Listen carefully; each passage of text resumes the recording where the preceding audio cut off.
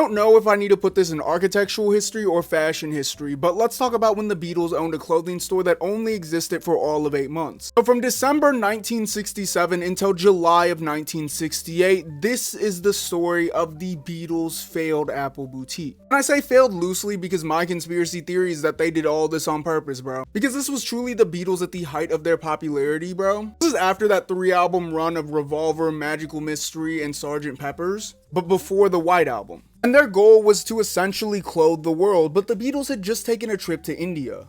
With that trip to India, they had a newfound rejuvenated sense of creativity, and they were specifically inspired by the clothes. They decided to link and build with the Dutch design collective The Fool, who was introduced to the band via George Harrison's girlfriend at the time, Pattie Boyd.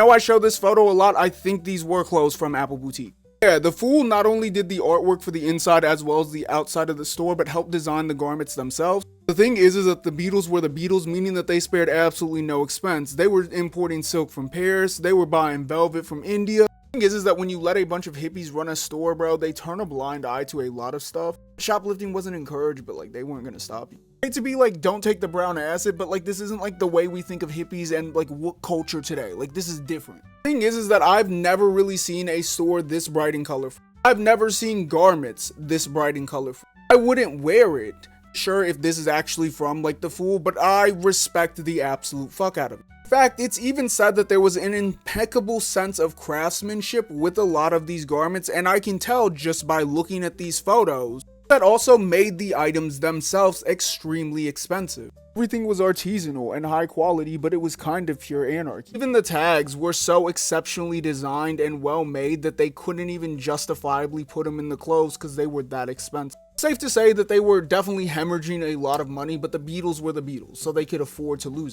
There was said to be a devil-may-care attitude about things like shoplifting, though it was most definitely a clubhouse. While I can't find a lot of information on like the true MSRP on a lot of these clothes, they look expensive. Think of it when Ye dropped the Yeezy.